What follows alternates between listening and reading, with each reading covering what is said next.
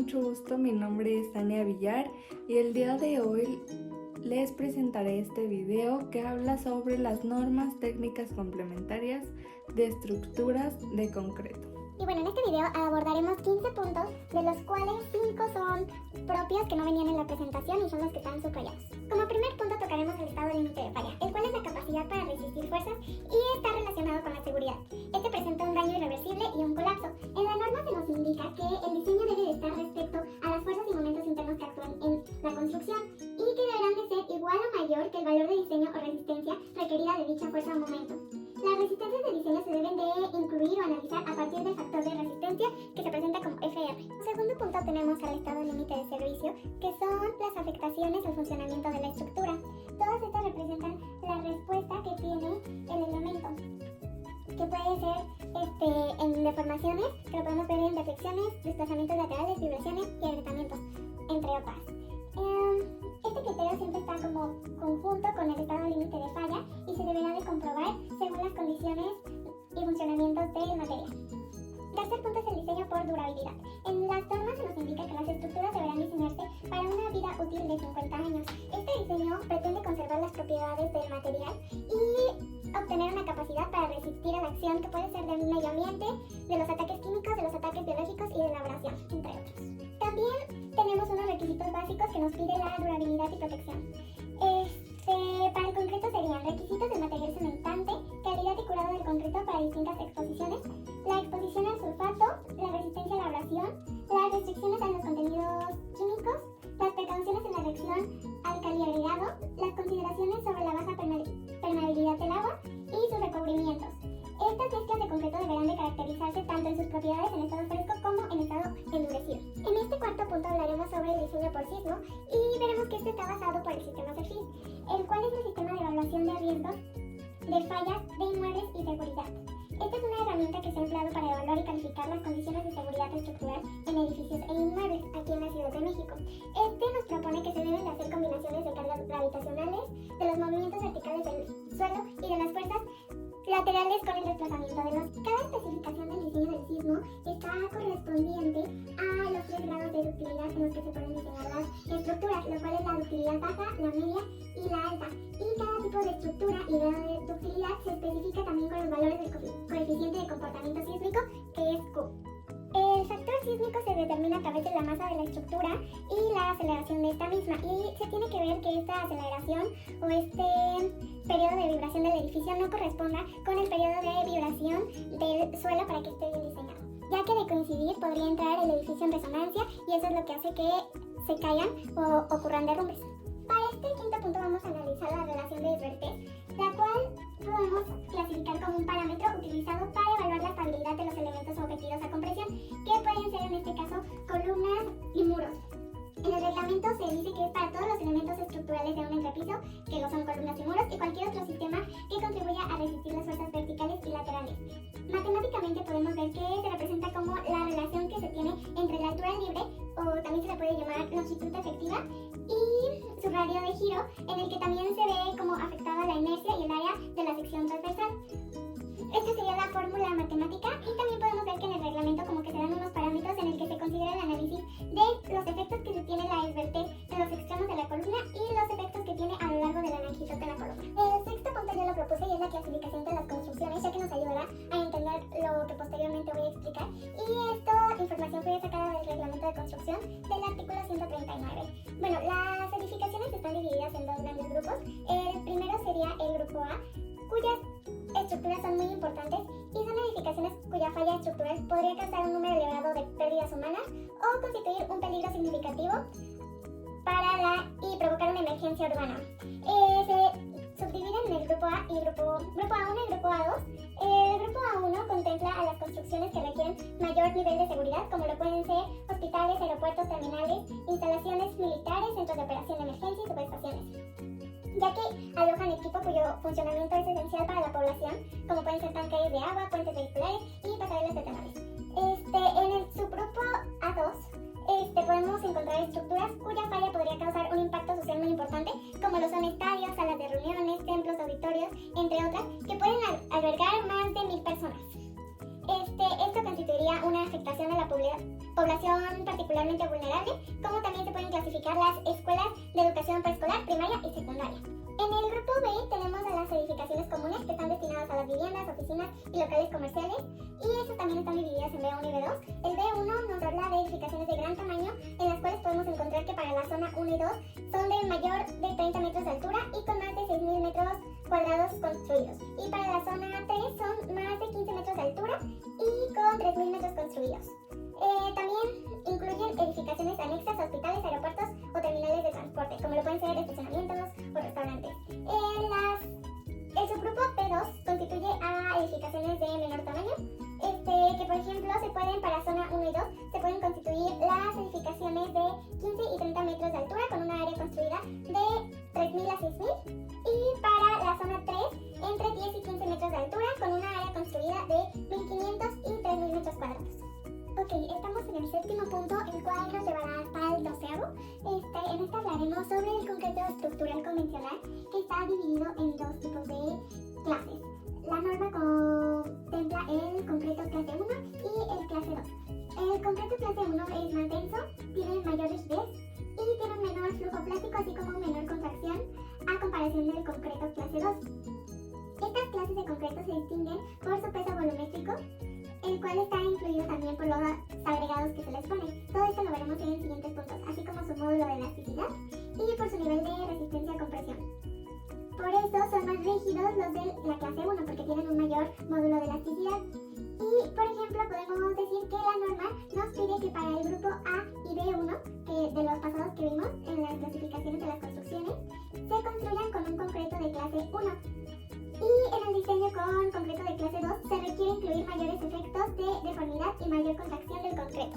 Pasando al siguiente punto, que habla sobre el peso de los agregados gruesos para las diferentes clases de concreto, podemos ver que el concreto clase 1 se fabricará con agregados gruesos con un peso superior a 2.6, como lo es la piedra caliza, el basalto, entre otras. Y el concreto clase 2 con agregados gruesos con un peso específico superior a 2.3, como la andesita.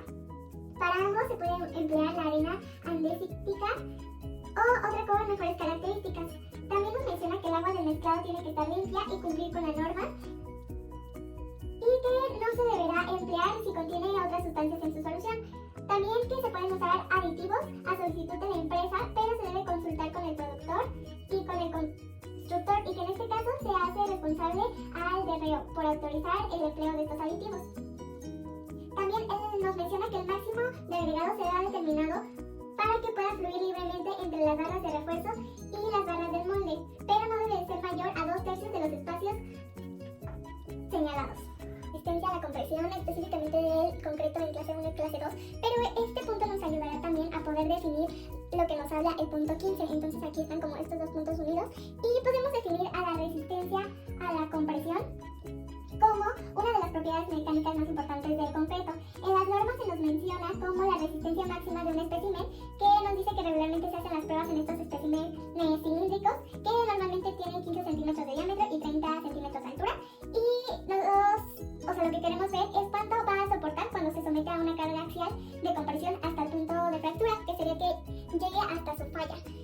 Bueno, esta vez para la clase 1 se subdivide en clase 1A y clase 1B. Para la clase 1A tenemos comprendido su resistencia a la compresión entre 25 a 40 megapascales, y también esto mismo se puede expresar como 250 a 400 kilogramos entre centímetro cuadrado. El concreto clase 1B está entre 40 y 70 megapascales y 400 y 700 kilogramos entre centímetro cuadrado.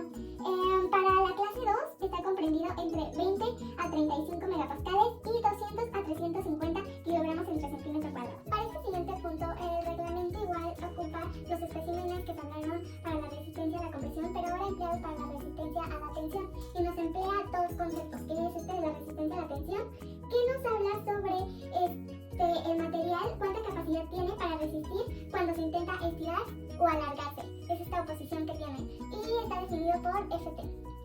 Y después tenemos el módulo de rotura, que también es llamado módulo de ruptura.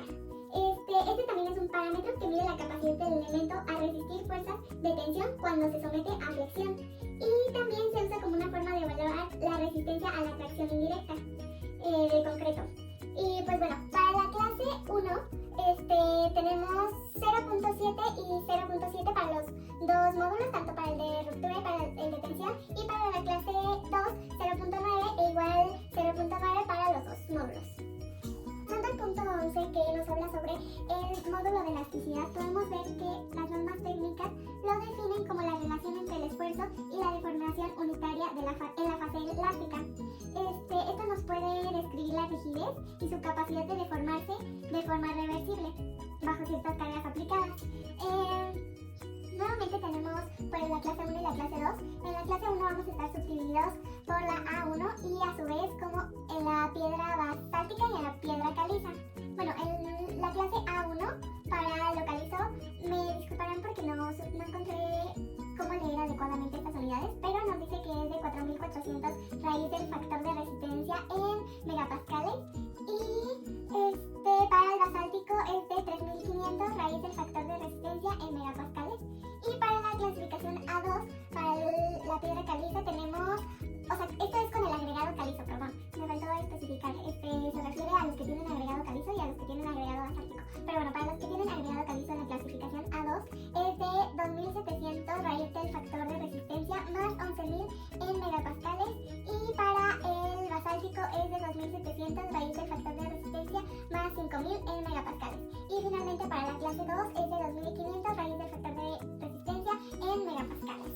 En el siguiente punto hablaremos sobre el coeficiente de flujo plástico, que está definido por las letras D y F, y nos dice en las normas técnicas que este es el contexto de la deformación a largo plazo. También está relacionado con el fenómeno de fluencia.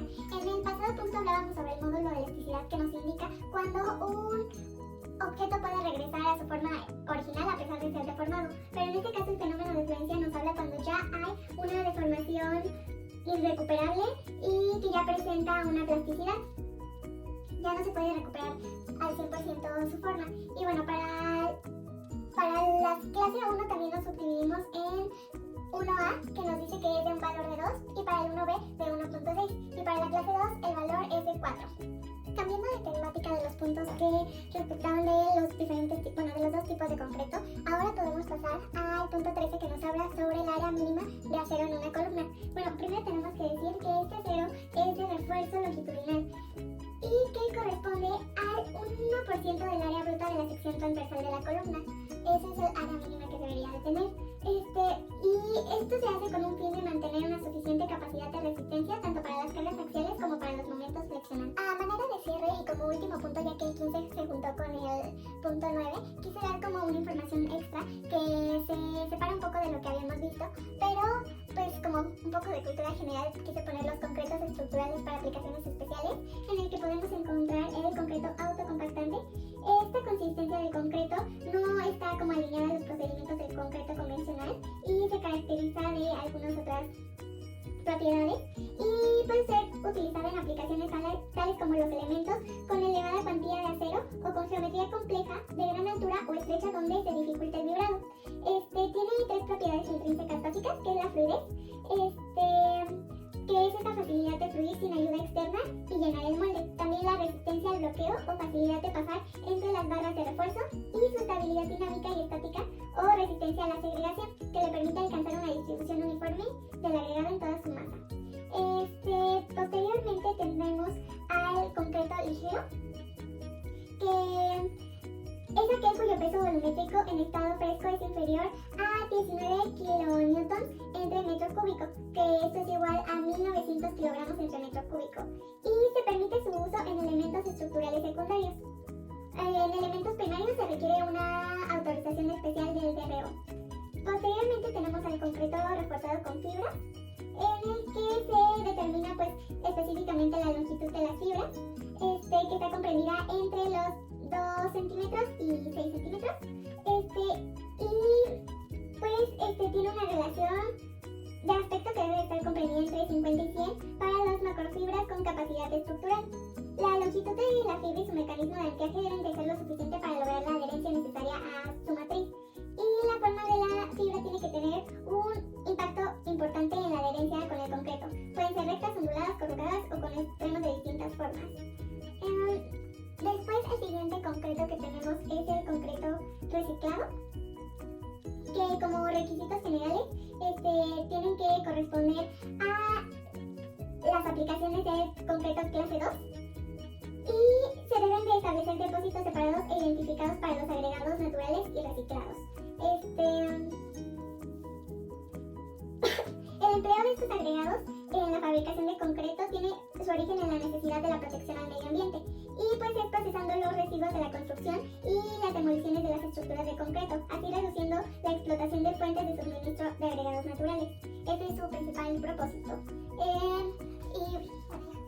Bueno, para cerrar, muchas gracias. Espero que esta información sea útil y de manera personal quiero decir que esta investigación me ayudó mucho para comprender las diferentes propiedades del concreto y creo que esto puede ser como algo que voy a emplear pues toda la carrera y toda mi vida profesional, y es bueno saberlo porque pues hay demasiadas especificaciones con las que se debe de cumplir y que son pues importantes por una razón estructural y por una razón de protección al usuario. Entonces creo que sí fue de gran ayuda toda esta información y espero que la información sea correcta.